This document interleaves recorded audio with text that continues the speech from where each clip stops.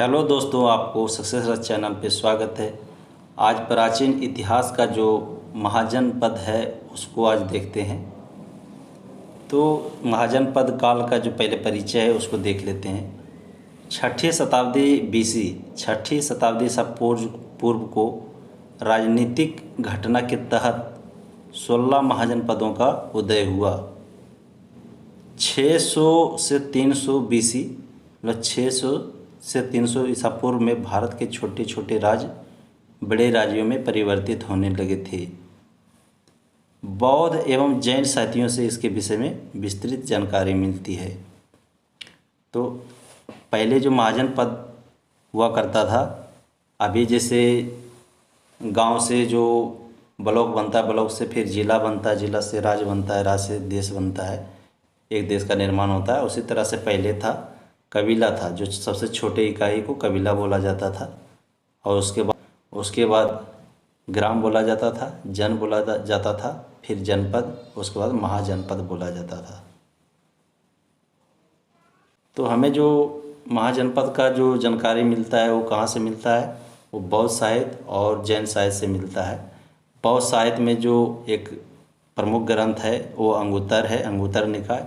इसमें जो है 16 महाजनपद का वो इसमें वर्णन किया हुआ है। और जैन साहित्य में जो है एक भगवती सूत्र जो एक प्रमुख ग्रंथ है जैन धर्म में, उसमें 16 महाजनपद का वर्णन किया हुआ है। तो पहला महाजनपद देख लेते हैं। अंग जो है, अंग इसके अंतर्गत बिहार के भागलपुर एवं मुंगेर जिले आते थे। अंग महाजनपद का जो पहला है अंग है, ये इसके अंतर्गत बिहार के क्या क्या क्षेत्र आता था? ये भागलपुर आता था और मुंगेर आता था। और अंग की जो राजधानी थी वो चंपा, जो कि आधुनिक में इसको भागलपुर बोलते हैं। अंग की राजधानी क्या? अंग की राजधानी कहाँ है? चंपा है, जो कि अभी आधुनिक में भागलपुर है। अंग का जो प्रसिद्ध शासक था वो कौन था? बृहदत्त था, बृहदत्त। अगला जो महाजनपद है वो काशी है। इसके अंतर्गत बनारस आता था और वाराणसी इसको राजधानी थी। काशी की जो राजधानी थी वो वाराणसी थी। छठी शताब्दी बीसी में, छठी शताब्दी ईसा पूर्व में वाराणसी मिट्टी की दीवारों से घिरी एक नगरी थी। जो छठी शताब्दी में वाराणसी थी वो मिट्टी की दीवारों से घिरी एक नगरी थी। अजातशत्रु के समय इसे मगध में मिला लिया गया था। तो अगला महाजनपद क्या है? कौशल। ये उत्तर प्रदेश के फैजाबाद जिले में है। कौशल जो है उत्तर प्रदेश के फैजाबाद जिले में है। यह उत्तर में नेपाल, दक्षिण में सई नदी, पश्चिम में पंचाल तथा पूर्व में सदानेरा जो गंडक नदी तक फैला हुआ था। श्रावस्ती इसकी राजधानी थी। कौशल की जो राजधानी थी श्रावस्ती थी। अगला महाजनपद मल जो आधुनिक देवरिया एवं गोरखपुर में है। मल जो है आधुनिक देवरिया और गोरखपुर क्षेत्र में है। यह मल जो है 2 भागों में बटा था। जिसमें एक की राजधानी कुशीनगर तथा दूसरी की राजधानी पावा थी। अगला महाजनपद है चेदी। इसके अंतर्गत बुंदेलखंड का पूर्वी भाग आते थे। जो चेदी महाजनपद है इसके अंतर्गत बुंदेलखंड का पूर्वी भाग आता था और इसकी राजधानी सुक्तिमती थी। तो इसमें इसका जो एग्ज़ाम में ज़्यादातर यही आता है कि चेदी की राजधानी कहाँ था, तो इसका राजधानी सुक्तिमती थी। अगला जो महाजनपद है वो वत्स है।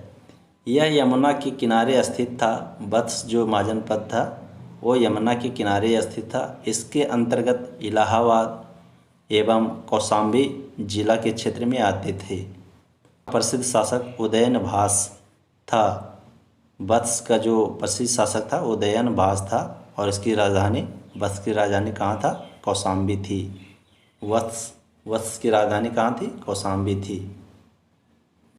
अगला महाजनपद है कुरु। इसके अंतर्गत दिल्ली क्षेत्र आते थे और इसकी राजधानी इंद्रप्रस्थ थी। अगला जो महाजनपद है वो 8 नंबर पंचाल है। पंचाल इसके अंतर्गत बरेली, बदायूं एवं फर्रुखाबाद जिले आते थे। पंचाल जो महाजनपद है उसके अंतर्गत में बरेली, बदायूं और फर्रुखाबाद जिले आते थे। कान्यकुब्ज कान्यकुब्ज भी यहीं स्थित था तथा द्रौपदी इसी राज की कन्या थी जो पंचाली नाम से पुकारी जाती थी। द्रौपदी को पंचाली नाम से भी पुकारी जाती थी। गंगा नदी पंचाल को 2 भागों में बांटती थी। गंगा नदी जो है पंचाल महाजनपद को 2 भागों में बांटती थी। उत्तरी पंचाल इसकी राजधानी अहिच्छत्र थी। उत्तरी पंचाल जो है इसका राजधानी कहाँ था? अहिच्छत्र। दक्षिणी पंचाल इसकी राजधानी काम्पिल्प थी। तो दक्षिणी पंचाल का जो राजधानी वो काम्पिल्प थी। अगला जो महाजनपद है मत्स्य, इसके अंतर्गत जयपुर क्षेत्र आते थे और इसकी राजधानी विराटनगर थी। मत्स्य जो महाजनपद था इसका राजधानी इसके अंतर्गत जयपुर क्षेत्र आते थे और इसकी जो राजधानी थी वो विराटनगर थी। अगला जो महाजनपद है वो अस्मक या गोदावरी नदी के दक्षिण तट पर स्थित था। जो अस्मक या गोदावरी नदी की दक्षिण तट पर स्थित था और इसकी राजधानी पोटिल थी। अगला जो महाजनपद है वो है अवंती और इसके अंतर्गत आधुनिक मालवा के क्षेत्र आते थे। अवंती जो है महाजनपद इसके अंतर्गत आधुनिक मालवा के क्षेत्र आते थे और यह 2 भागों में बटा था।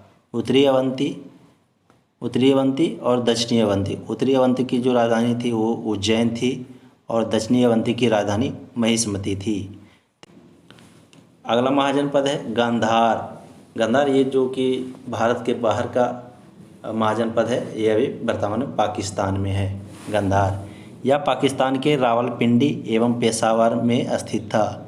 गांधार जो है यह महाजनपद जो है यह पाकिस्तान के रावलपिंडी एवं पेशावर में स्थित था और इसकी राजधानी तक्षशिला थी। गांधार जो महाजनपद है इसका राजधानी कहाँ है? तक्षशिला। अगला जो है महाजनपद है वो कंबोज। इसके अंतर्गत राजौरी तथा हजारा के क्षेत्र आते थे। जो कंबोज महाजनपद है इसके अंतर्गत में राजौरी तथा हजारा के क्षेत्र आते थे और इसकी राजधानी हाटक। कंबोज की जो राजधानी है वो हाटक है। कंबोज की राजधानी हाटक थी। कौटिल्य ने इसे वार्ता शस्त्रोपजीवी कहा है। कंबोज जो महाजनपद है वो घोड़ों के लिए विख्यात था। अगला जो महाजनपद है मगध है। यह अखंड बिहार के क्षेत्र में स्थित था। मगध जो है यह अखंड बिहार के क्षेत्र में स्थित था। इसकी आरंभिक राजधानी गिरिब्रज या राजगिरी था। मगध की जो राजधानी थी गिरिब्रज या राजगिरी था तथा उत्तरवर्ती राजधानी पाटलिपुत्र थी। उत्तरवर्ती राजधानी कहाँ थी? पाटलिपुत्र थी। सूरसेन महाजनपद, इसकी राजधानी मथुरा थी। सूरसेन की जो महाजनपद है उसकी राजधानी थी मथुरा थी। इसका राजा अवंतीपुत्र बुद्ध के उपदेशों से बहुत प्रभावित था। बजी महाजनपद, यह 8 कुलों का एक संघ था। जो बजी महाजनपद था वो 8 कुलों का एक संघ था जिसमें विदेह, लिच्छवी, ज्ञात्रिक एवं वजी महत्वपूर्ण थे। 8 कुलों में से जो 4 था जैसे विदेह, लिच्छवी, ज्ञात्रिक एवं वजी, ये जो थे महत्वपूर्ण थे। विदेह की राजधानी मिथिला थी। विदेह की राजधानी कहाँ थी? मिथिला थी। गौतम बुद्ध ने लिच्छवी की राजधानी वैशाली में गौतम बुद्ध ने ही प्रसिद्ध नर्तकी आम्रपाली को बौद्ध धर्म में दीक्षित किया। दोस्त, जो 16 महाजनपद है और उसकी राजधानी और जो वर्तमान में स्थितियां हैं कहाँ है अभी, उसके बारे में बताया हूँ। अब देख लेते हैं जो भारत के सिख दर्शन है, 6 दर्शन है, वो कौन कौन है, उसका प्रवर्तक कौन है, ये देख लेते हैं। तो सबसे पहले देखते हैं वैशेषिक दर्शन।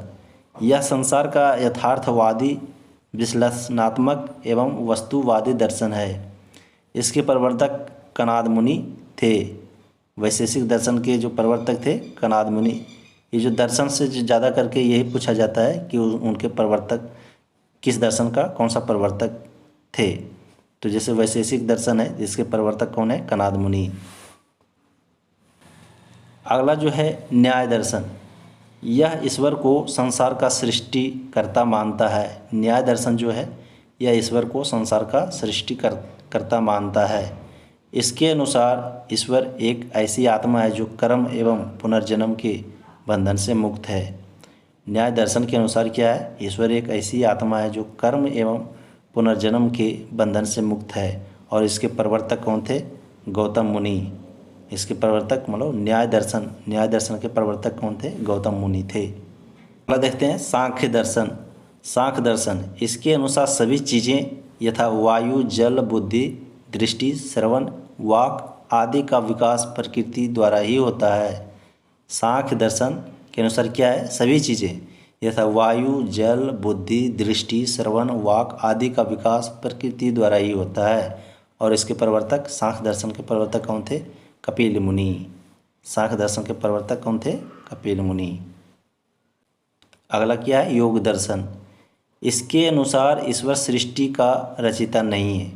योग दर्शन के अनुसार ईश्वर सृष्टि का रचिता नहीं है, बल्कि एक उत्कृष्ट आत्मा है जो कभी पदार्थ में विलीन हुए बिना अस्तित्व में रही है। योग दर्शन के अनुसार क्या है कि ईश्वर सृष्टि का रचयिता नहीं है, बल्कि एक उत्कृष्ट आत्मा है जो कभी पदार्थ में विलीन हुए बिना अस्तित्व में रही है। और इसके प्रवर्तक कौन थे? पतंजलि। योग दर्शन का प्रवर्तक पतंजलि।